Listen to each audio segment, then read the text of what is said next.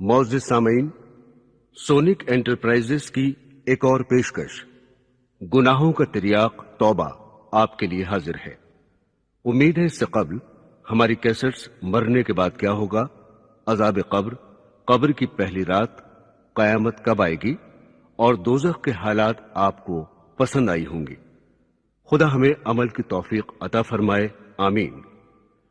بہنوں اور بھائیوں، ہم سے ہر لمحہ کوئی نہ کوئی گناہ سرزد ہوتا ہے اور گناہ ایک زہر ہے، لیکن اس رب العالمین نے اس کا تریاق بھی پیدا کیا ہے اور وہ ہے توبہ اور استغفار۔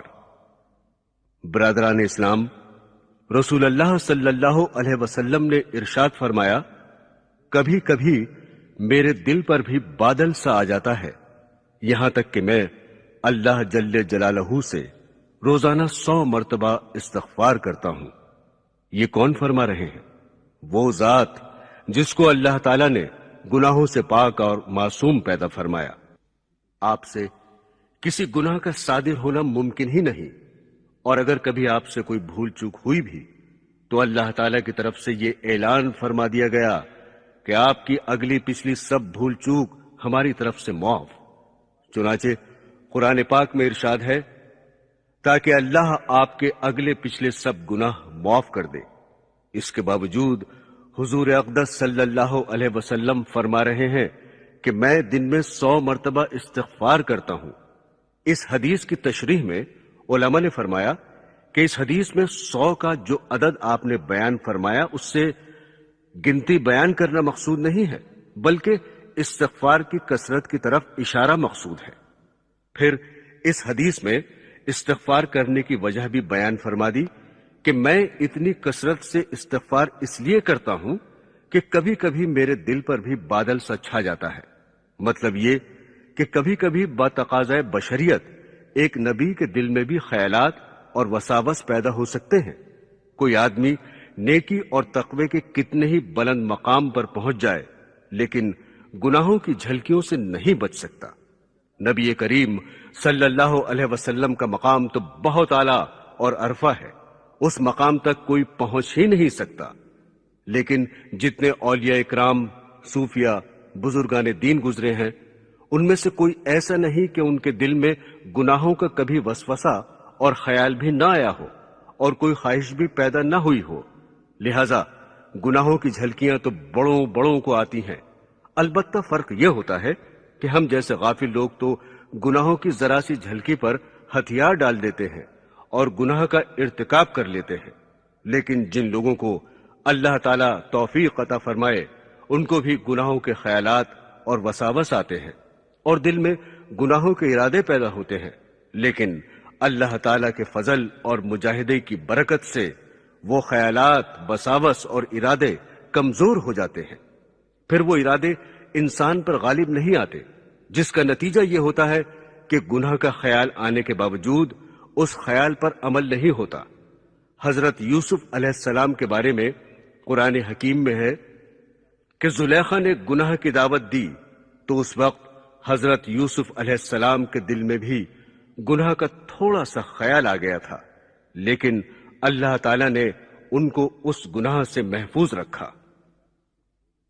لہذا تصوف اور طریقت کے بارے میں یہ نہیں سمجھنا چاہیے کہ اس میں قدم رکھنے کے بعد رذائل اور گناہوں کا بالکل ازالہ ہو جائے گا اور پھر گناہوں کا بالکل خیال ہی نہیں آئے گا، بلکہ ہوتا یہ ہے کہ مجاہدہ کرنے اور مشق کرنے کے نتیجے میں گناہوں کے تقاضے مغلوب اور کمزور ہو جاتے ہیں اور پھر ان کا مقابلہ کرنا آسان ہو جاتا ہے۔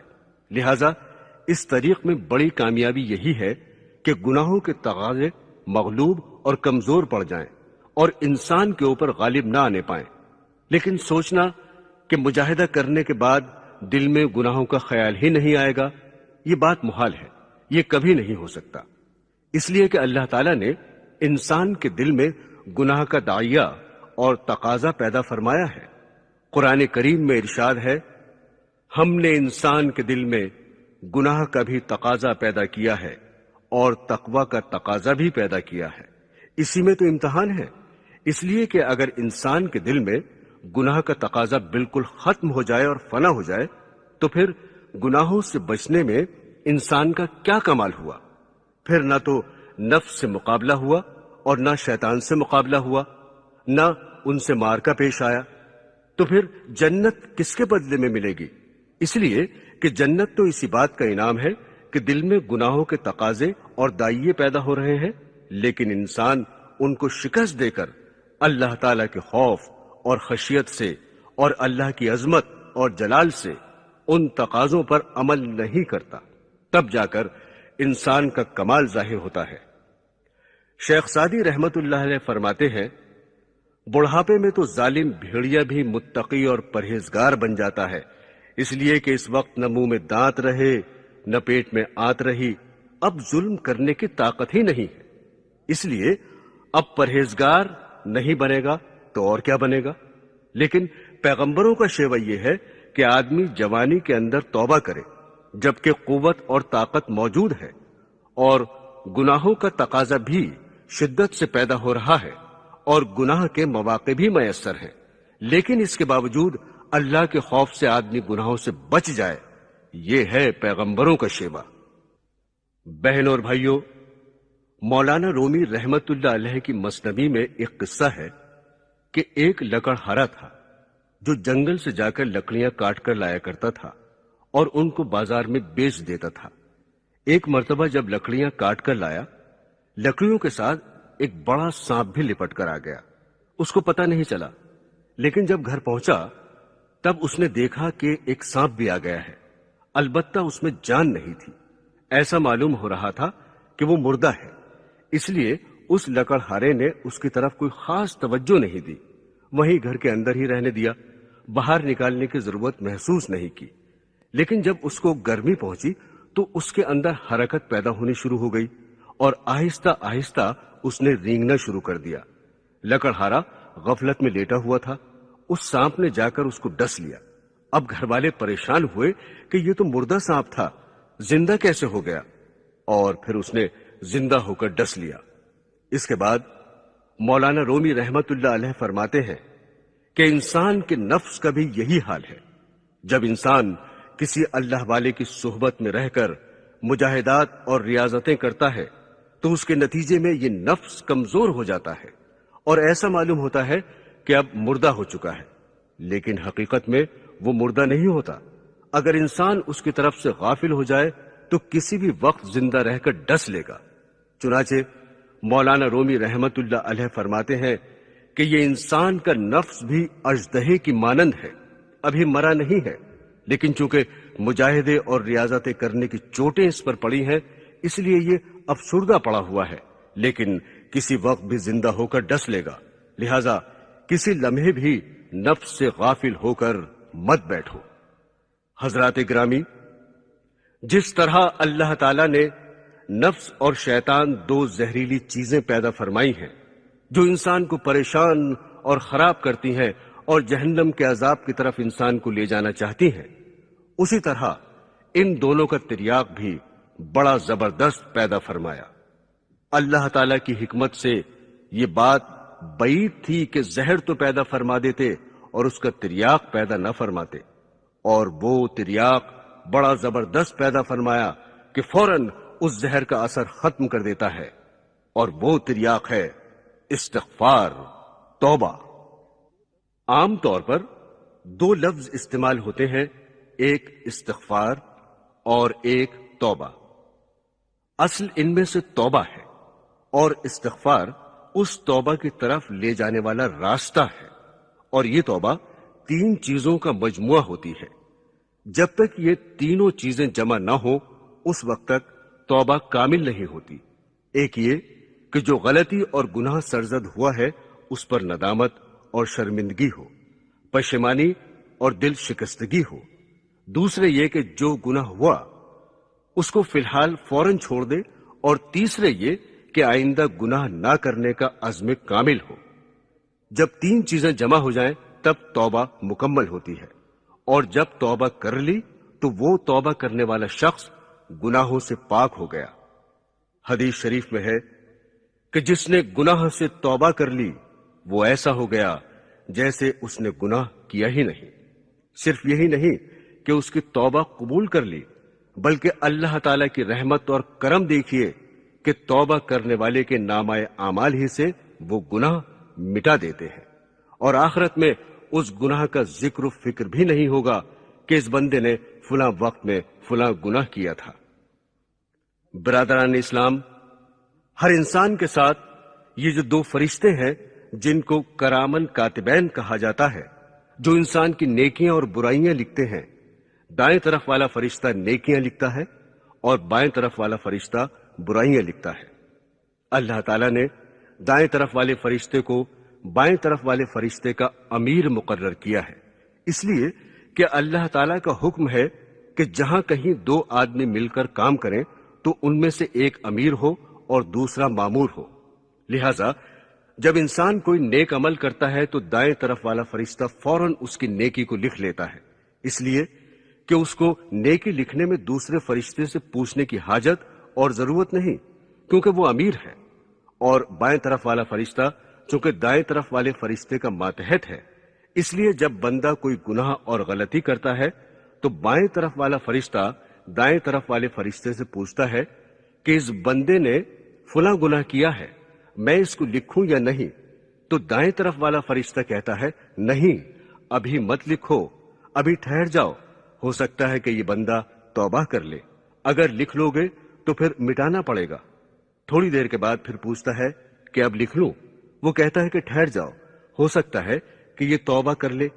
پھر جب تیسری مرتبہ یہ فرشتہ پوچھتا ہے اور بندہ اس وقت تک توبہ نہیں کرتا تو اس وقت وہ کہتا ہے کہ اب لکھ لو۔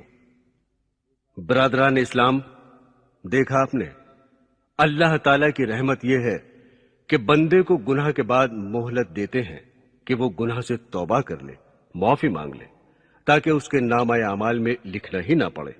لیکن کوئی شخص توبہ نہ کرے تو پھر لکھ دیا جاتا ہے، اور اس کے لکھنے کے بعد بھی مرتے دم تک دروازہ کھلا ہے کہ جب چاہو توبہ کر لو، اس کو اپنے نامہ اعمال سے مٹوا لو۔ ایک مرتبہ جب سچے دل سے توبہ کر لو گے تو وہ گناہ تمہارے نامہ اعمال سے مٹا دیا جائے گا، اور جب تک نزع کی حالت اور غرغرہ کی حالت طاری نہ ہو اس وقت تک توبہ کا دروازہ کھلا ہوا ہے۔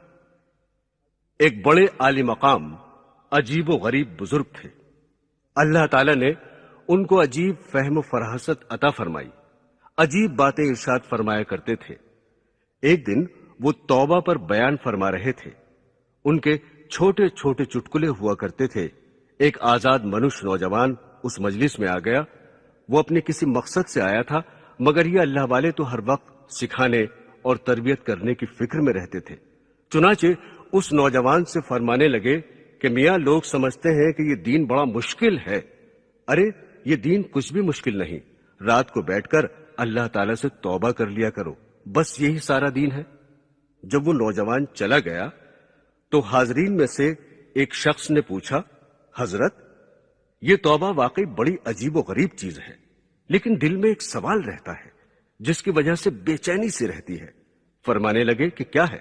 اس نے کہا، حضرت، توبہ کی 3 شرطیں ہیں۔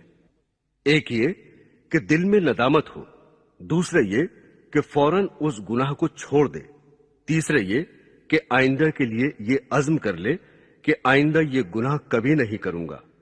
ان میں سے پہلی 2 باتوں پر تو عمل کرنا بہت آسان ہے کہ گناہ پر ندامت بھی ہو جاتی ہے اور اس گناہ کو اس وقت چھوڑ بھی دیا جاتا ہے، لیکن تیسری شرط کہ یہ پختہ عزم کرنا کہ آئندہ یہ گناہ نہیں کروں گا، یہ بڑا مشکل معلوم ہوتا ہے، اور پتہ ہی نہیں چلتا کہ یہ پختہ عزم صحیح ہوا یا نہیں، اور جب عزم صحیح نہیں ہوا تو توبہ بھی صحیح نہیں ہوئی، اور جب توبہ صحیح نہیں ہوئی تو اس گناہ کے باقی رہنے اور اس کے معاف نہ ہونے کی پریشانی رہتی ہے۔ جواب میں حضرت نے فرمایا، جاؤ میاں، تم تو عزم کا مطلب بھی نہیں سمجھتے۔ عزم کا مطلب یہ ہے کہ اپنی طرف سے یہ ارادہ کر لو کہ آئندہ یہ گناہ نہیں کروں گا۔ اب اگر یہ ارادہ کرتے وقت دل میں یہ دھڑکا اور اندیشہ لگا ہوا ہے کہ پتہ نہیں میں اس عزم پر ثابت قدم رہ سکوں گا یا نہیں، تو اندیشہ اور دھڑکا اس عزم کی منافی نہیں، اور اس اندیشے اور خطرے کی وجہ سے توبہ میں کوئی نقص نہیں آتا، بشرطے کہ اپنی طرف سے پختہ ارادہ کر لیا ہو اور دل میں جو خطرہ لگا ہوا ہے اس کا علاج یہ ہے کہ توبہ کرنے کے ساتھ ساتھ اللہ تعالیٰ سے دعا کر لو کہ یا اللہ، میں توبہ تو کر رہا ہوں اور آئندہ نہ کرنے کا عزم تو کر رہا ہوں، لیکن میں کیا اور میرا عزم کیا؟ میں بہت کمزور ہوں، معلوم نہیں کہ اس عزم پر ثابت قدم رہ سکوں گا یا نہیں۔ یا اللہ، آپ ہی مجھے اس عزم پر ثابت قدم فرما دیجئے، آپ ہی مجھے استقامت عطا فرمائیے۔ جب یہ دعا کر لی تو انشاءاللہ وہ خطرہ اور اندیشہ زائل ہو جائے گا۔ حضرت سری سقطی رحمت اللہ علیہ، جو بڑے درجے کے اولیاء اللہ میں سے ہیں، حضرت جنید بغدادی رحمت اللہ علیہ کے شیخ ہیں، وہ فرماتے ہیں کہ جب تک تمہیں گناہوں سے ڈر لگتا ہو اور گناہ کر کے دل میں ندامت پیدا ہوتی ہو، اس وقت تک مایوسی کا کوئی جواز نہیں۔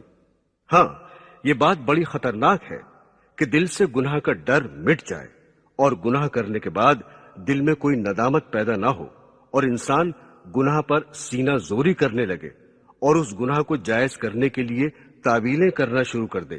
البتہ جب تک دل میں ندامت پیدا ہوتی ہے اس وقت تک مایوسی کا کوئی راستہ نہیں۔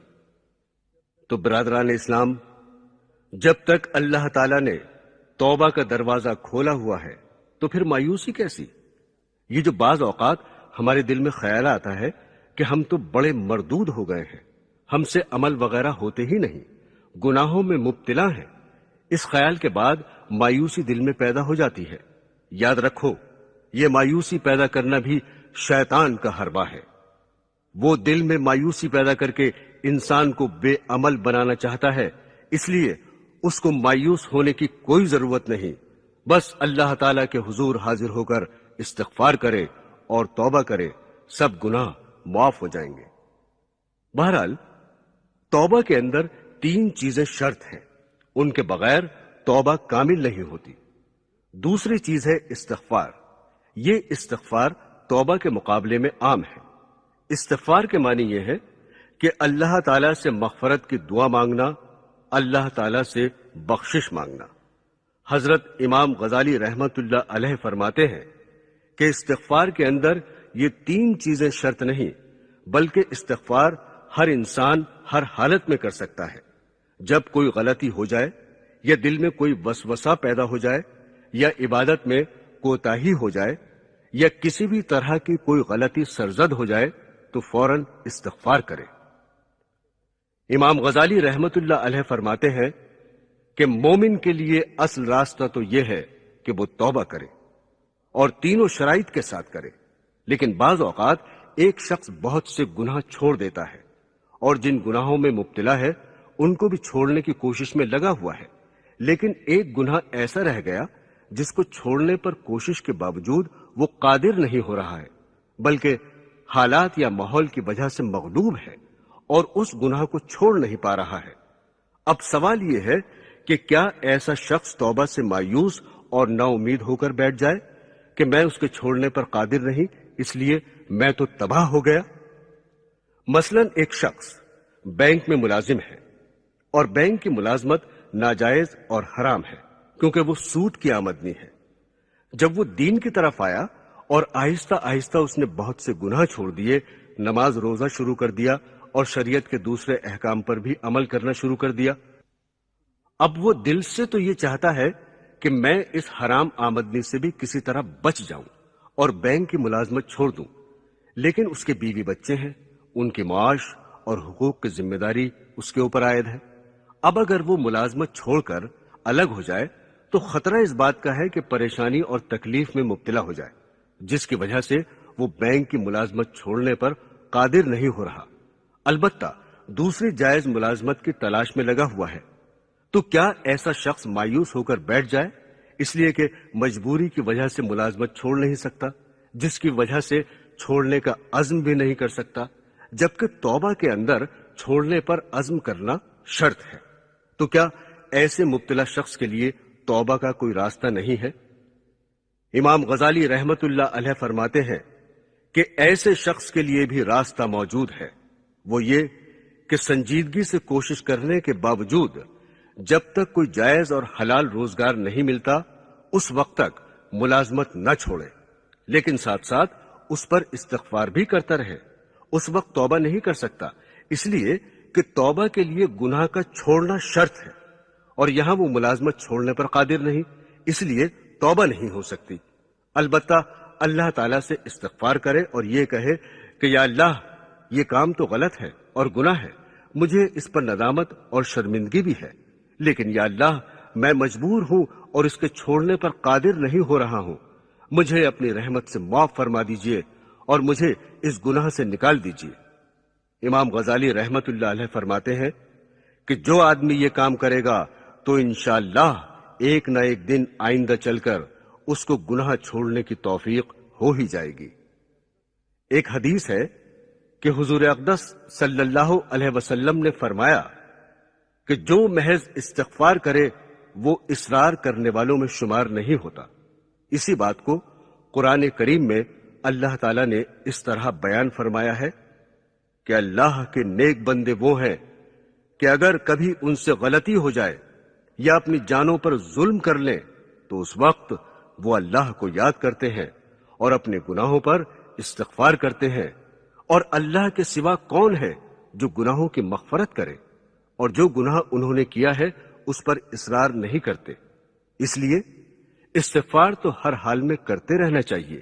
اگر کسی گناہ کے چھوڑنے پر قدرت نہیں ہو رہی ہے تب بھی استغفار نہ چھوڑے۔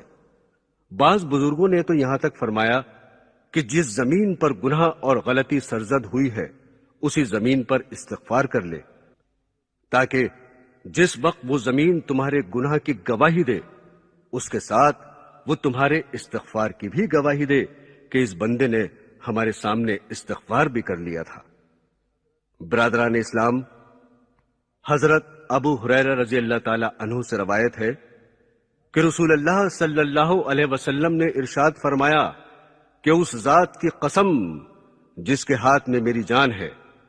حضور اقدس صلی اللہ علیہ وسلم کو جب کوئی بات زور دے کر تاکید اور اہتمام کے ساتھ بیان کرنی مقصود ہوتی تو قسم کھا کر وہ بات بیان فرماتے، اور قسم میں بھی یہ الفاظ فرماتے کہ اس ذات کی قسم جس کے ہاتھ میں میری جان ہے۔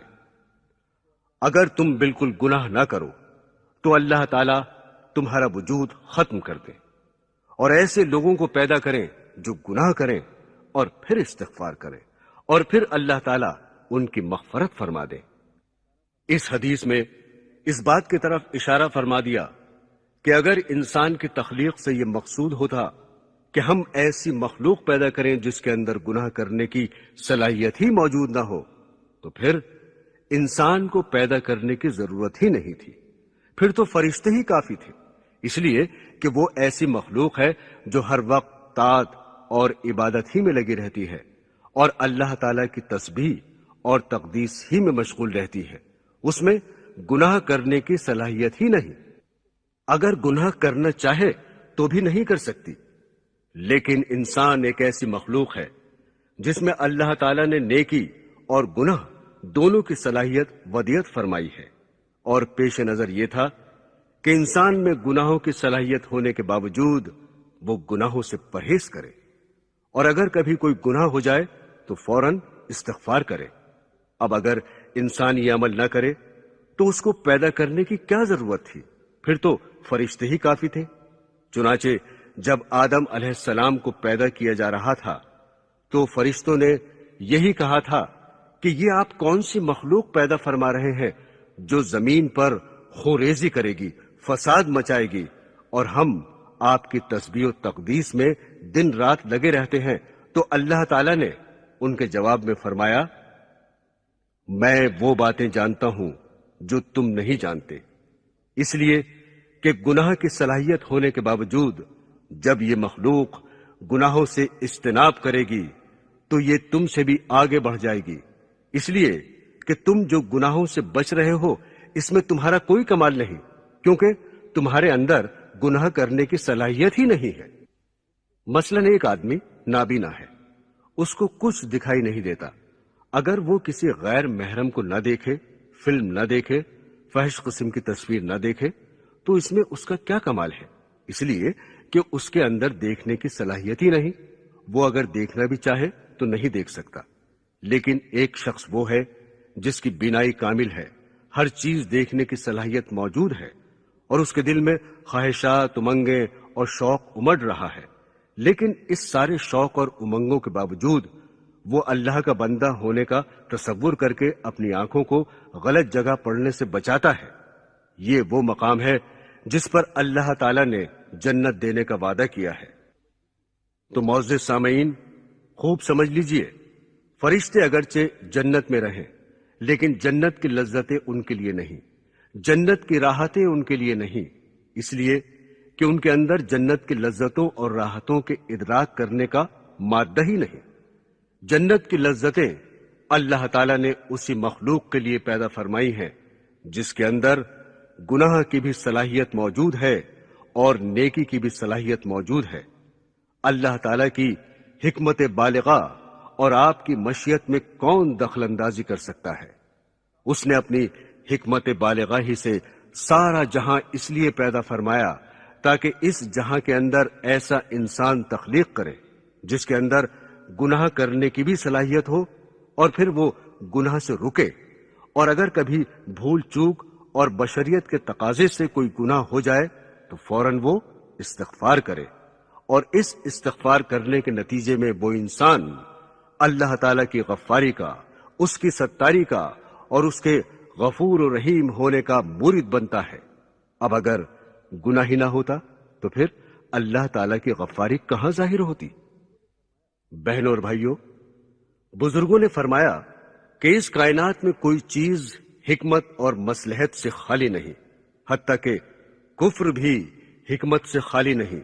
چنانچہ مولانا رومی رحمت اللہ علیہ فرماتے ہیں کہ اس کارخانے میں کفر کی بھی ضرورت ہے، اس لیے کہ اگر بو لہب نہ ہوتا یعنی کافر نہ ہوتا تو جہنم کی آگ کس کو جلاتی؟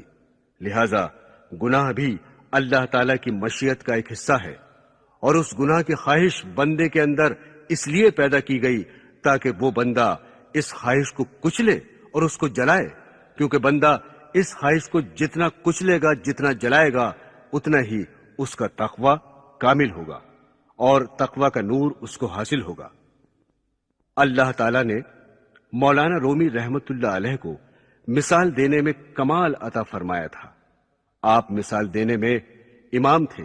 فرماتے ہیں یہ دنیا کی شہوتیں، لذتیں اور گناہ اس لحاظ سے بڑے کام کی چیزیں ہیں کہ یہ اللہ تعالیٰ نے تمہیں ایندھن عطا کیا ہے تاکہ تم اس ایندھن کو جلا کر تقوی کا حمام روشن کر سکو، اس لیے کہ تقوی کا حمام اسی ایندھن کے ذریعے روشن ہوگا۔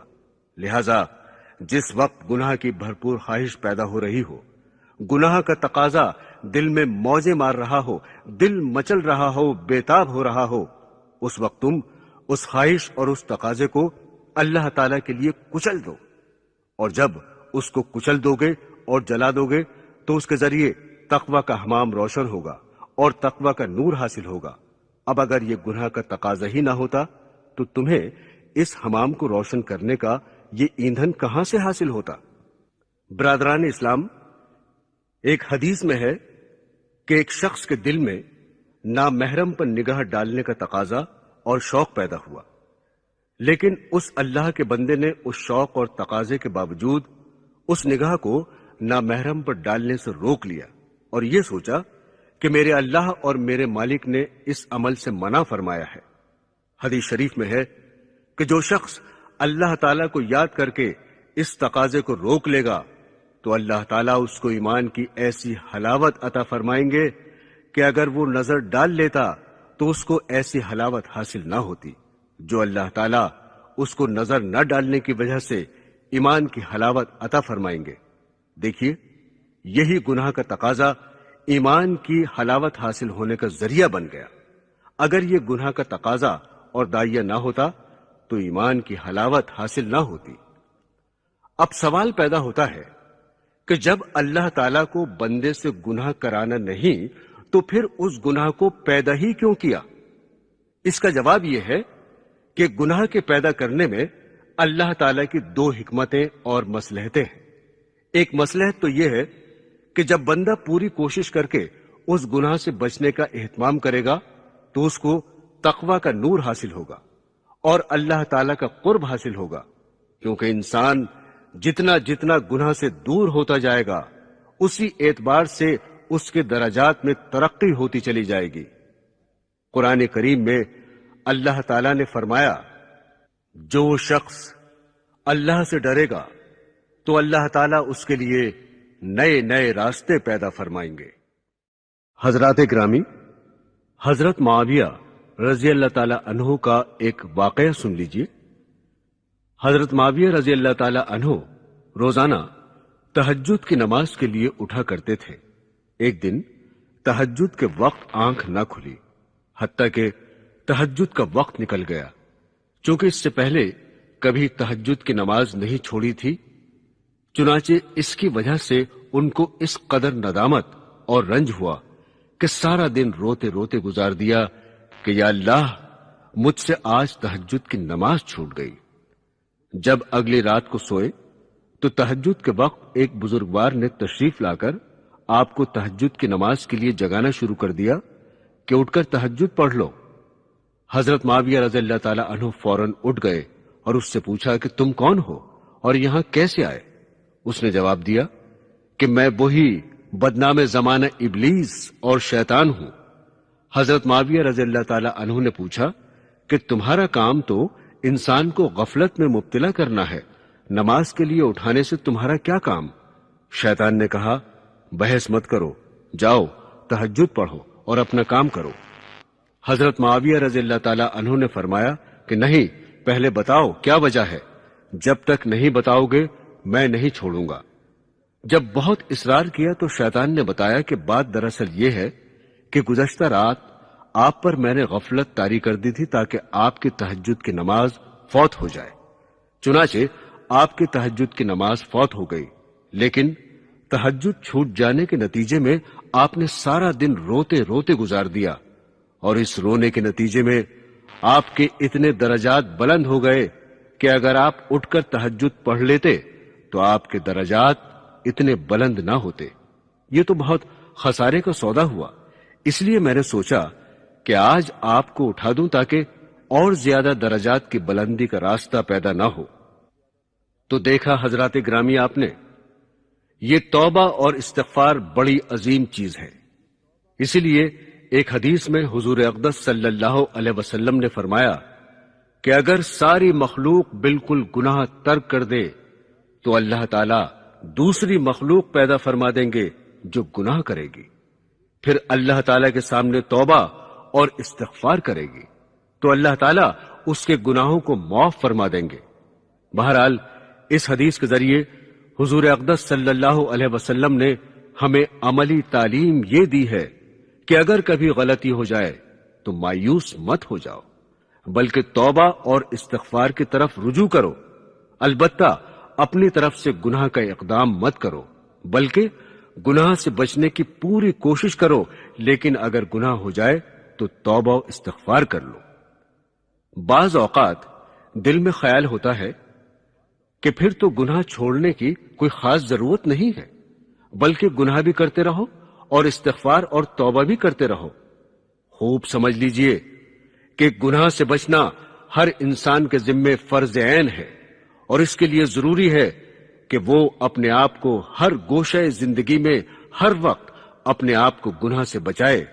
لیکن اگر بتقاضائے بشریت کبھی گناہ سرزد ہو جائے تو مایوس نہ ہو، بلکہ توبہ کر لے۔ یا اگر کوئی شخص کسی گناہ میں مبتلا ہے اور اس کے لیے کسی وجہ سے اس کو چھوڑنا ممکن نہیں ہے، مثلا بینک کی ملازمت میں مبتلا ہے، تو اس صورت میں وہ دوسری ملازمت اس طرح تلاش کرے جیسے ایک بے روزگار آدمی تلاش کرتا ہے، لیکن ساتھ میں وہ توبہ اور استغفار بھی کرتا رہے۔ یا مثلا آپ نے یہ حدیث سنی ہوگی کہ جب انسان بیمار ہوتا ہے تو بیماری سے گناہ معاف ہوتے ہیں اور اس کے ذریعے درجات بلند ہوتے ہیں، اور بیماری جتنی زیادہ شدید ہوگی اتنے ہی انسان کے درجات زیادہ بلند ہوں گے۔ لیکن کیا اس حدیث کا یہ مطلب ہے کہ آدمی اللہ تعالیٰ سے بیماری مانگے یا کوشش کر کے بیمار پڑے تاکہ جب میں بیمار ہوں تو میرے گناہ معاف ہوں گے اور میرے درجات بلند ہوں گے؟ ظاہر ہے کہ بیماری ایسی چیز نہیں جس کو مانگا جائے اور جس کو حاصل کرنے کی کوشش کی جائے، جس کی تمنا کی جائے، بلکہ حدیث میں خود حضور اقدس صلی اللہ علیہ وسلم نے فرمایا کہ اللہ تعالیٰ سے عافیت مانگو، کبھی بیماری مت مانگو، لیکن اگر غیر اختیاری طور پر بیماری آ جائے تو اس کو اللہ تعالیٰ کی طرف سے سمجھو اور یہ سوچو کہ اس کے ذریعے ہمارے گناہ معاف ہو رہے ہیں اور ہمارے درجات بلند ہو رہے ہیں۔ بالکل اسی طرح گناہ بھی کرنے کی چیز نہیں، بلکہ باز رہنے کی چیز ہے، اجتناب کرنے کی چیز ہے۔ لیکن کبھی حالات کے تقاضے سے مجبور ہو کر گناہ ہو گیا تو پھر انسان توبہ و استغفار کی طرف رجوع کرے تو اس کے نتیجے میں اس کے درجات بلند ہوں گے۔ یہ ہے استغفار کی حقیقت۔ حضرات گرامی، پھر توبہ اور استغفار کی 3 قسمیں ہیں۔ ایک گناہوں سے توبہ و استغفار، دوسرے عبادات میں ہونے والی کوتاہیوں سے استغفار، تیسرے خود استغفار سے استغفار، یعنی استغفار کا بھی حق ادا نہیں کر سکے، اس سے بھی ہم استغفار کرتے ہیں۔ پہلی قسم یعنی گناہوں سے استغفار کرنا ہر انسان پر فرض ہے، کوئی انسان اس سے مستثنی نہیں۔ ہر انسان اپنے سابقہ گناہوں سے استغفار کرے۔ یہی وجہ ہے کہ تصوف اور طریقت میں سب سے پہلا قدم تکمیل توبہ ہے۔ اگلے تمام درجات تکمیل توبہ پر موقوف ہیں۔ جب تک توبہ کی تکمیل نہیں ہوگی آگے کچھ نہیں ہوگا۔ چنانچہ جب کوئی شخص اپنی اصلاح کے لیے کسی بزرگ کے پاس جاتا ہے تو وہ بزرگ سب سے پہلے توبہ کی تکمیل کراتے ہیں۔ امام غزالی رحمت اللہ علیہ فرماتے ہیں، جو شخص کسی شیخ کے پاس مرید ہونے کے لیے جائے تو اس کا سب سے پہلا کام تکمیل توبہ ہے، اور شیخ کے ہاتھ پر جو بیعت کی جاتی ہے وہ بھی در حقیقت توبہ ہی کی بیعت ہوتی ہے۔ بیعت کے وقت مرید اپنے پچھلے گناہوں سے توبہ کرتا ہے اور آئندہ گناہ نہ کرنے کا عزم اور عہد کرتا ہے۔ اس کے بعد شیخ اس کی توبہ کو تکمیل کراتا ہے۔ حضرات مشائخ فرماتے ہیں کہ تکمیل توبہ کے 2 درجے ہیں، ایک توبہ اجمالی اور دوسری توبہ تفصیلی۔ توبہ اجمالی یہ ہے کہ انسان ایک مرتبہ اطمینان سے بیٹھ کر اپنی پچھلی زندگی کے تمام گناہوں کو اجمالی طور پر یاد کر کے دھیان میں لا کر ان سب سے اللہ تعالی کے حضور توبہ کرے۔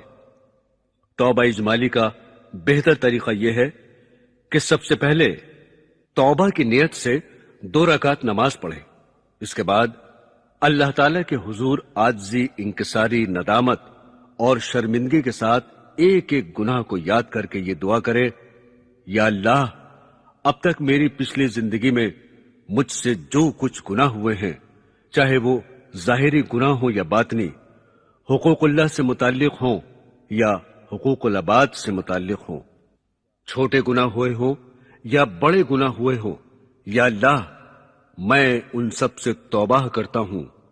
یہ توبہ اجمالی ہوئی۔ لیکن توبہ اجمالی کرنے کا یہ مطلب نہیں کہ اب بالکل پاک صاف ہو گئے، اب کچھ نہیں کرنا، بلکہ اس کے بعد توبہ تفصیلی ضروری ہے۔ وہ اس طرح کہ جن گناہوں کی تلافی ممکن ہے ان کی تلافی کرنا شروع کر دے۔ جب تک انسان ان کی تلافی نہیں کرے گا اس وقت تک اس کی توبہ کامل نہیں ہوگی۔ مثلا فرض نمازیں چھوٹ گئی تھیں، اب جب نمازیں چھوٹ جانے کا خیال آیا تو اب توبہ کر لی، لیکن زندگی کے اندر موت سے پہلے ان نمازوں کو قضا کرنا واجب ہے، اور اگر توبہ کر کے اطمینان سے بیٹھ گیا اور نمازوں کی قضا نہیں کی تو اس صورت میں توبہ کامل نہیں ہوئی، اس لیے کہ جن گناہوں کی تلافی ممکن تھی ان کی تلافی نہیں کی۔ لہذا اصلاح کے اندر سب سے پہلا قدم یہ ہے کہ توبہ کی تکمیل کرے۔ جب تک یہ نہیں کرے گا اس وقت تک اصلاح ممکن نہیں۔ توبہ تفصیلی کے اندر سب سے پہلا معاملہ نماز کا ہے۔ بالغ ہونے کے بعد سے اب تک جتنی نمازیں قضا ہوئی ہیں ان کا حساب لگائے۔ بالغ ہونے کا مطلب یہ ہے کہ لڑکا اس وقت بالغ ہوتا ہے جب اس کو احتلام ہو، اور لڑکی اس وقت بالغ ہوتی ہے جب اس کو حیض آنا شروع ہو جائے۔ لیکن اگر کسی کے اندر یہ علامتیں ظاہر نہ ہو تو اس صورت میں جس دن 15 سال عمر ہو جائے گی اس وقت وہ بالغ ہو جاتا ہے، چاہے لڑکا ہو یا لڑکی ہو۔ اس دن سے اس کو بالغ سمجھا جائے گا، اس دن سے اس پر نماز بھی فرض ہے، روزے بھی فرض ہیں اور دوسرے فرائض بھی اس پر لاگو ہو جائیں گے۔ لہذا انسان سب سے پہلے یہ حساب لگائے کہ جب سے میں بالغ ہوا ہوں اس وقت سے اب تک کتنی نمازیں چھوٹ گئی ہیں۔ بہت سے لوگ تو ایسے بھی ہوتے ہیں جو دیندار گھرانے میں پیدا ہوئے اور بچپن ہی سے ماں باپ نے نماز پڑھنے کی عادت ڈال دی، جس کی وجہ سے بالغ ہونے کے بعد سے اب تک کوئی نماز قضا ہی نہیں ہوئی۔ اگر ایسی صورت ہے تو سبحان اللہ، اور ایک مسلمان گھرانے میں ایسا ہی ہونا چاہیے، اس لیے کہ حضور اقدس صلی اللہ علیہ وسلم کا ارشاد ہے کہ جب بچہ 7 سال کا ہو جائے تو اسے نماز کی تلقین کرو، اور جب بچہ 10 سال کا ہو جائے تو اس کو مار کر نماز پڑھواؤ، لیکن اگر بالفرض بالغ ہونے کے بعد غفلت کی وجہ سے نمازیں چھوٹ گئیں تو ان کی تلافی کرنا فرض ہے۔ تلافی کا طریقہ یہ ہے کہ اپنی زندگی کا جائزہ لے کر یاد کرے کہ میرے ذمے کتنی نمازیں باقی ہیں۔ اگر ٹھیک ٹھیک حساب لگانا ممکن ہو تو ٹھیک ٹھیک حساب لگا لے، لیکن اگر ٹھیک ٹھیک حساب لگانا ممکن نہ ہو تو اس صورت میں ایک محتاط اندازہ کر کے اس طرح حساب لگائے کہ اس میں نمازیں کچھ زیادہ تو ہو جائیں لیکن کم نہ ہو، اور پھر اس کو ایک کاپی میں لکھ لے کہ آج اس تاریخ میرے ذمے اتنی نمازیں فرض ہیں اور آج سے میں ان کو ادا کرنا شروع کر رہا ہوں، اور اگر میں اپنی زندگی میں ان نمازوں کو ادا نہ کر سکا تو میں وصیت کرتا ہوں کہ میرے ترکے سے ان نمازوں کا فدیہ ادا کر دیا جائے۔ جی ہاں، یہ وصیت لکھنا اس لیے ضروری ہے کہ اگر آپ نے یہ وصیت نہیں لکھی اور قضا نمازوں کو ادا کرنے سے پہلے آپ کا انتقال ہو گیا تو اس صورت میں ورثہ کے ذمے شرعاً یہ ضروری نہیں ہوگا کہ آپ کی نمازوں کا فدیہ ادا کرے۔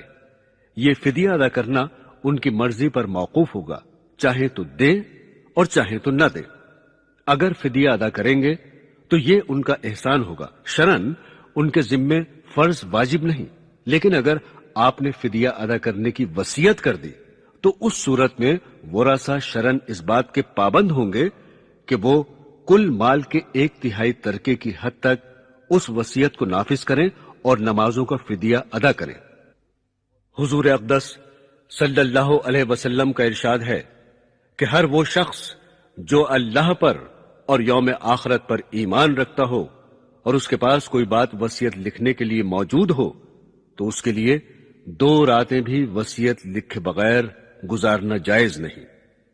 حضرات گرامی، آئیے اب ذرا حقوق العباد کا جائزہ لیں کہ کسی کا کوئی جانی حق یا کسی کا کوئی مالی حق اپنے ذمے واجب ہو اور اب تک ادا نہ کیا ہو تو اس کو ادا کریں یا معاف کرائیں، یا کسی کو کوئی تکلیف پہنچائی ہو اس سے معاف کرائیں۔ حدیث شریف میں ہے کہ ایک مرتبہ حضور اقدس صلی اللہ علیہ وسلم نے باقاعدہ صحابہ اکرام کے مجمع میں کھڑے ہو کر یہ اعلان فرمایا، اگر میں نے کسی کو کوئی تکلیف پہنچائی ہو یا کسی کو کوئی صدمہ پہنچایا ہو یا کسی کا کوئی حق میرے ذمے ہو تو آج میں آپ سب کے سامنے کھڑا ہوں، وہ شخص آ کر مجھ سے بدلہ لے لے یا معاف کر دے۔ لہذا جب حضور اقدس صلی اللہ علیہ وسلم معافی مانگ رہے ہیں تو ہم اور آپ کس شمار میں ہیں؟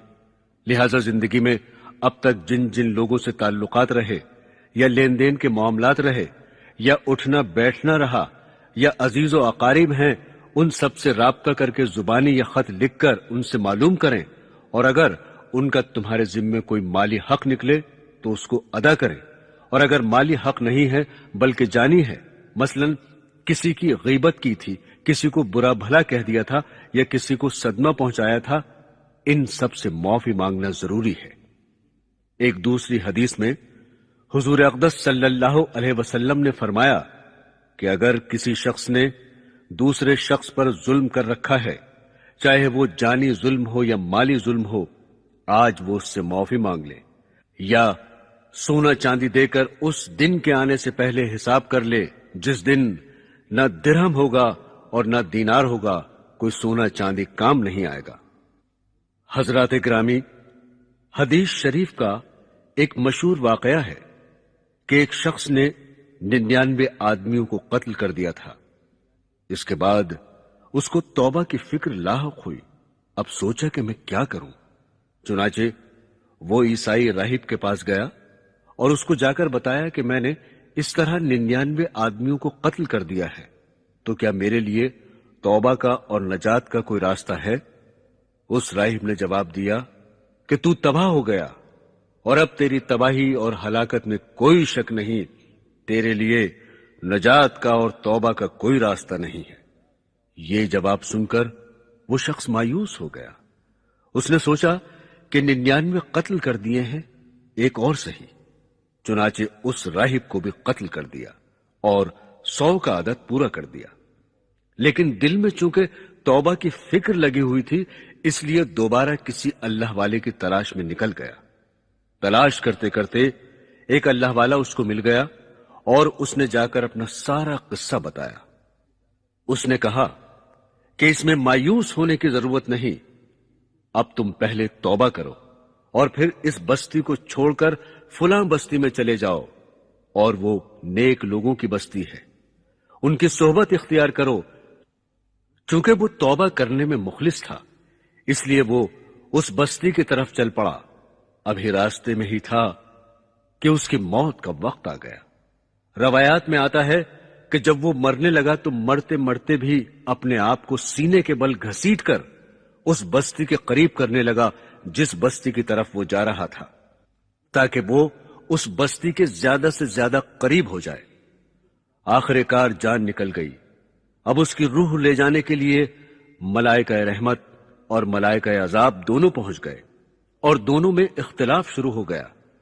ملائکہ رحمت کہنے لگے کہ چونکہ یہ شخص توبہ کر کے نیک لوگوں کی بستی کی طرف جا رہا تھا، اس لیے اس کی روح ہم لے جائیں گے. ملائکہ عذاب کہنے لگے کہ اس نے 100 آدمیوں کو قتل کیا ہے اور ابھی اس کی معافی نہیں ہوئی، لہذا اس کی روح ہم لے جائیں گے. آخر میں اللہ تعالیٰ نے یہ فیصلہ فرمایا کہ یہ دیکھا جائے کہ یہ شخص کون سی بستی سے زیادہ قریب ہے. جس بستی سے چلا تھا اس سے زیادہ قریب ہے، یا جس بستی کی طرف جا رہا تھا اس سے زیادہ قریب ہے. اب دونوں طرف کے فاصلوں کی پیمائش کی گئی تو معلوم ہوا کہ جس بستی کی طرف جا رہا تھا اس سے تھوڑا قریب ہے. چنانچہ ملائکہ رحمت اس کی روح لے گئے. اللہ تعالیٰ نے اس کی کوشش کی برکت سے اس کو معاف کر دیا. تو دیکھا معزز سامعین، اگرچہ اس کے ذمے حقوق العباد تھے، لیکن چونکہ اپنی طرف سے کوشش شروع کر دی تھی، اس لیے اللہ تعالیٰ نے اس کی مغفرت فرما دی. اسی طرح جب کسی انسان کے ذمے حقوق العباد ہوں اور ان کی ادائیگی کی کوشش شروع کر دے اور اس فکر میں لگ جائے اور پھر درمیان میں موت آ جائے، تو اللہ تعالیٰ کی رحمت سے امید ہے کہ وہ اصحاب حقوق کو قیامت کے دن راضی فرما دیں گے. بہرحال یہ 2 قسم کی توبہ کر لیں، ایک توبہ اجمالی اور ایک توبہ تفصیلی. اللہ تعالیٰ اپنی رحمت سے ہم سب کو اس کی توفیق عطا فرمائے، آمین. میرے عزیزو، ایک بزرگ نے کیا اچھی بات بیان فرمائی، یاد رکھنے کے قابل ہے. فرمایا کہ جب تم توبہ کر چکو تو پھر ماضی کی فکر چھوڑ دو، اس لیے کہ جب توبہ کر لی تو یہ امید رکھو کہ اللہ تعالیٰ اپنی رحمت سے قبول فرمائیں گے انشاءاللہ. اور مستقبل کی فکر بھی چھوڑ دو کہ آئندہ کیا ہوگا کیا نہیں ہوگا. حال جو اس وقت گزر رہا ہے اس کی فکر کرو کہ یہ درست ہو جائے یا اللہ تعالیٰ کی اطاعت میں گزر جائے اور اس میں کوئی گناہ سرزد نہ ہو. آج کل ہمارا یہ حال ہے کہ یا تو ہم ماضی میں پڑے رہتے ہیں کہ ہم سے اتنے گناہ ہو چکے ہیں، اب ہمارا کیا حال ہوگا، کس طرح بخشش ہوگی. اس کا نتیجہ یہ ہوتا ہے کہ مایوسی پیدا ہو کر حال بھی خراب ہو جاتا ہے. یا مستقبل کی فکر میں پڑے رہتے ہیں کہ اگر اس وقت توبہ کر بھی لی تو آئندہ کس طرح گناہ سے بچیں گے. ارے یہ سوچو کہ جب آئندہ وقت آئے گا اس وقت دیکھا جائے گا. اس وقت کی فکر کرو جو گزر رہا ہے، اس لیے کہ یہی حال ماضی بن رہا ہے اور ہر مستقبل کو حال بننا ہے.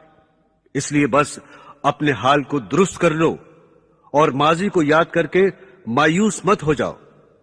حقیقت میں شیطان ہمیں بہکاتا ہے، وہ یہ ورغلاتا ہے کہ اپنے ماضی کو دیکھو کہ تم کتنے بڑے بڑے گناہ کر چکے ہو، اور اپنے مستقبل کو دیکھو کہ تم سے مستقبل میں کیا بنے گا، اور ماضی اور مستقبل کے چکر میں ڈال کر ہمارے حال کو خراب کرتا رہتا ہے۔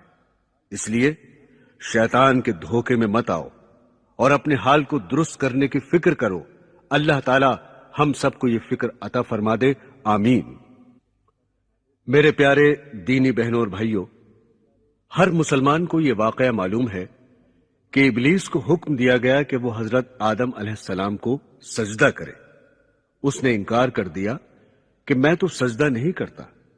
اس انکار کی وجہ سے اللہ تعالیٰ نے اس کو راندہ درگاہ کر دیا۔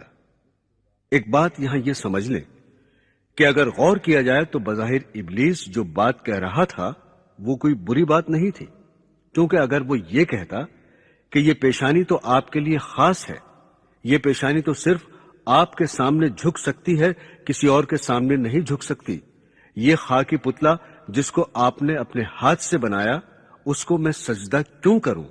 میرا سجدہ تو آپ کے لیے ہے۔ تو بظاہر یہ بات غلط نہیں تھی، لیکن یہ بات اس لیے غلط ہوئی کہ جس ذات کے آگے سجدہ کرنا ہے، جب وہ ذات خود ہی حکم دے رہی ہے کہ اس خاکی پتلے کو سجدہ کرو، تو اب چوں چرا کی کوئی گنجائش نہیں رہ جاتی۔ اس حکم کے بعد پھر اپنے عقلی گھوڑے نہیں دوڑانے چاہیے تھے کہ یہ خاکی پتلا سجدے کے لائق ہے یا نہیں۔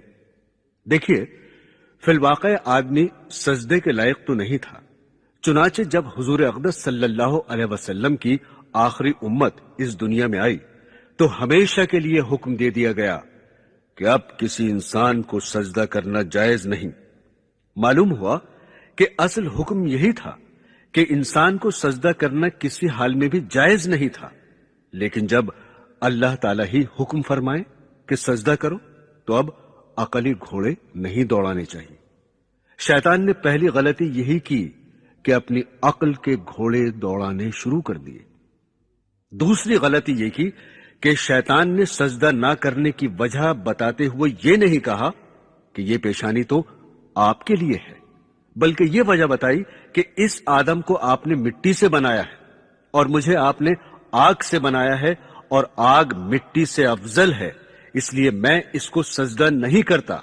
اس کے نتیجے میں اللہ تعالیٰ نے اس کو راندہ درگاہ کر دیا اور حکم دے دیا کہ یہاں سے نکل جاؤ۔ بہرحال جس وقت اللہ تعالیٰ نے اس کو راندہ درگاہ کیا، اس وقت اس نے اللہ تعالیٰ سے مہلت مانگی اور کہا، اے اللہ، مجھے اس وقت تک مہلت دے دیجئے جس وقت آپ لوگوں کو اٹھائیں گے، یعنی میں قیامت تک زندہ رہوں، مجھے موت نہ آئے۔ چنانچہ اللہ تعالیٰ نے فرمایا، ہم تمہیں قیامت تک کے لیے مہلت دیتے ہیں، تمہیں قیامت تک موت نہیں آئے گی۔ جب مہلت مل گئی تو اب اللہ تعالیٰ سے مخاطب ہو کر کہتا ہے کہ اے اللہ، میں آپ کی عزت کی قسم کھا کر کہتا ہوں کہ میں ابن آدم کے دل سے اس وقت تک نہیں نکلوں گا جب تک اس کے جسم میں روح باقی ہے، یعنی موت آنے تک نہیں نکلوں گا۔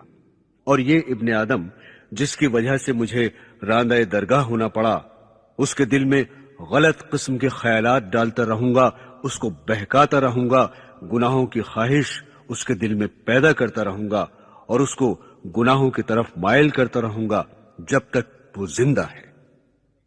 شیطان کے جواب میں اللہ تعالیٰ نے فرمایا کہ میری عزت کی قسم، میں اس ابن آدم کے لیے توبہ کا دروازہ بھی اس وقت تک بند نہیں کروں گا جب تک اس کے جسم میں روح باقی ہے۔ تو اگر زہر ہے تو میں نے ہر ابن آدم کو اس زہر کا تریاق بھی دے دیا ہے کہ اس کے لیے توبہ کا دروازہ کھلا ہوا ہے۔ جب ابن آدم گناہوں سے توبہ کر لے گا تو میں تیرے سارے مکر و فریب اور تیرے سارے بہکاوے کو اس توبہ کے نتیجے میں ایک آن میں ختم کر دوں گا۔ گویا کہ اللہ تعالیٰ نے ابن آدم کے لیے اپنی رحمت کا عام اعلان فرما دیا اور فرما دیا کہ یہ مت سمجھنا کہ ہم نے کوئی مافوق الفطرت طاقت شیطان کی صورت میں تمہارے اوپر مسلط کر دی ہے جس سے تم نجات نہیں پا سکتے۔ بات دراصل یہ ہے کہ ہم نے شیطان کو صرف تمہاری ذرا سی آزمائش اور امتحان کے لیے پیدا کر دیا ہے، ہم نے ہی اس کو بنایا اور ہم نے ہی اس کو بہکانے کی طاقت دی ہے، لیکن ایسی طاقت نہیں دی کہ تم اس کو زیر نہ کر سکو۔ قرآن نے صاف اعلان کر دیا کہ شیطان کا مکر بہت کمزور ہے، اور اتنا کمزور ہے کہ اگر کوئی شخص شیطان کے آگے ڈٹ جائے کہ تیری بات نہیں مانوں گا، تو جس گناہ پر آمادہ کرنا چاہ رہا ہے میں وہ گناہ نہیں کروں گا، تو شیطان اسی وقت پگھل جاتا ہے۔ یہ شیطان بزدلوں پر اور ان لوگوں پر شیر ہو جاتا ہے جو اپنی ہمت سے کام لینے سے جی چراتے ہیں اور جو گناہوں کو چھوڑنے کا ارادہ ہی نہیں کرتے، لیکن بالفرض اگر اس کا داؤ چل جائے اور کوئی بے ہمت آدمی اس کی بات مان لے تو پھر میں نے توبہ کا تریاق پیدا کر دیا ہے، ہمارے پاس آ جاؤ اور اپنے گناہوں کا اقرار کر لو کہ یا اللہ ہم سے غلطی ہو گئی، اور اپنے گناہ سے توبہ کرو۔ تو اس کے نتیجے میں شیطان کا سارا اثر ایک لمحے میں زائل ہو جائے گا۔ حضرات گرامی، حضرت ابو ہریرہ رضی اللہ تعالی عنہ روایت فرماتے ہیں کہ میں نے حضور اقدس صلی اللہ علیہ وسلم سے سنا کہ اللہ تعالیٰ نے جو رحمت پیدا فرمائی اس کے 100 حصے کیے ہیں، ان میں سے صرف ایک حصہ رحمت کا اس دنیا میں اتارا ہے، جس کی وجہ سے لوگ آپس میں ایک دوسرے پر رحمت کا، ترس کھانے کا اور شفقت کا معاملہ کرتے ہیں، جیسے باپ اپنے بیٹے پر رحم کر رہا ہے، یا ماں اپنے بچوں پر رحم کر رہی ہے، بھائی بھائی پر رحم کر رہا ہے، بھائی بہن پر کر رہا ہے، یا ایک دوست دوسرے دوست پر کر رہا ہے۔ گویا دنیا میں جتنے لوگ بھی آپس میں شفقت اور رحم کا معاملہ کر رہے ہیں وہ ایک حصہ رحم کا نتیجہ اور طفیل ہے جو اللہ تعالیٰ نے اس دنیا میں نازل فرمایا۔ حتیٰ کہ گھوڑی کا بچہ جب دودھ پینے کے لیے آتا ہے تو وہ گھوڑی اپنا پاؤں اٹھا لیتی ہے تاکہ کہیں ایسا نہ ہو کہ دودھ پینے کے دوران یہ پاؤں بچے کو لگ جائے۔ یہ بھی اس 100ویں حصے کا ایک جزو ہے، اور 99 حصے رحمت کے اللہ تعالیٰ نے اپنے پاس محفوظ رکھے ہوئے ہیں۔ ان کے ذریعے آخرت میں اللہ تعالیٰ اپنے بندوں پر رحمت کا مظاہرہ فرمائیں گے۔ معزز سامعین، ایک اور حدیث حضرت ابو ہریرہ رضی اللہ تعالی عنہ سے مروی ہے، فرماتے ہیں ایک مرتبہ حضور اقدس صلی اللہ علیہ وسلم نے پچھلی امتوں کے ایک شخص کا واقعہ بیان فرمایا کہ ایک شخص تھا جس نے اپنی جان پر بڑا ظلم کیا تھا، بڑے بڑے گناہ کیے تھے، بڑی خراب زندگی گزاری تھی، اور جب اس کی موت کا وقت آیا تو اس نے اپنے گھر والوں سے وصیت کرتے ہوئے کہا کہ میں نے اپنی زندگی کو گناہوں اور غفلتوں میں گزارا ہے، کوئی نیک کام تو نہیں کیا ہے، اس لیے جب میں مر جاؤں تو میری لاش کو جلا دینا، اور جو راکھ بن جائے تو اس کو بالکل باریک پیس لینا، پھر اس راکھ کو مختلف جگہوں پر تیز ہوا میں اڑا دینا تاکہ وہ ذرات دور دور تک چلے جائیں۔ یہ وصیت میں اس لیے کر رہا ہوں کہ اللہ کی قسم اگر میں اللہ تعالیٰ کے ہاتھ آ گیا تو مجھے اللہ تعالیٰ ایسا عذاب دے گا کہ ایسا عذاب دنیا میں کسی اور شخص کو نہیں دیا ہوگا، اس لیے کہ میں نے گناہ ہی ایسے کیے ہیں کہ اس عذاب کا مستحق ہوں۔ جب اس شخص کا انتقال ہو گیا تو اس کے گھر والوں نے اس کی وصیت پر عمل کرتے ہوئے اس کی لاش کو جلا دیا، پھر اس کو پیسا اور پھر اس کو ہواؤں میں اڑا دیا، جس کے نتیجے میں اس کے ذرات دور دور تک بکھر گئے۔ یہ تو اس کی حماقت کی بات تھی کہ شاید اللہ تعالیٰ میرے ذرات کو جمع کرنے پر قادر نہیں ہوں گے، چنانچہ اللہ تعالیٰ نے ہوا کو حکم دیا کہ اس کے سارے ذرات جمع کر دو۔ جب ذرات جمع ہو گئے تو اللہ تعالیٰ نے حکم دیا کہ اس کو دوبارہ مکمل انسان جیسا تھا ویسا ہی بنا دیا جائے۔ چنانچہ وہ دوبارہ زندہ ہو کر اللہ تعالیٰ کے سامنے پیش کیا گیا۔ اللہ تعالیٰ نے اس سے سوال کیا کہ تم نے اپنے گھر والوں کو یہ سب عمل کرنے کی وصیت کیوں کی تھی؟ جواب میں اس نے کہا، اے اللہ، آپ کے ڈر کی وجہ سے، اس لیے کہ میں نے گناہ بہت کیے تھے اور ان گناہوں کے نتیجے میں مجھے یقین ہو گیا تھا کہ میں آپ کے عذاب کا مستحق ہو گیا ہوں اور آپ کا عذاب بڑا سخت ہے۔ تو میں نے اس عذاب کے ڈر سے یہ وصیت کر دی تھی۔ اللہ تعالیٰ فرمائیں گے کہ میرے ڈر کی وجہ سے تم نے یہ عمل کیا تھا، جاؤ میں نے تمہیں معاف کر دیا۔ برادران اسلام، اللہ تعالیٰ ہم سب کو صحیح معنی میں اپنے گناہوں پر نادم ہونے اور توبہ کرنے کی توفیق عطا فرمائے اور اپنی رحمت سے ہم سب کی مغفرت فرمائے، آمین۔ معزز سامعین، سونک انٹرپرائزز کی اگلی کیسٹس داستان یوسف اور زلیخا اور دنیا سے دل نہ لگانا جلد ہی آپ کی خدمت میں پیش کی جائیں گی۔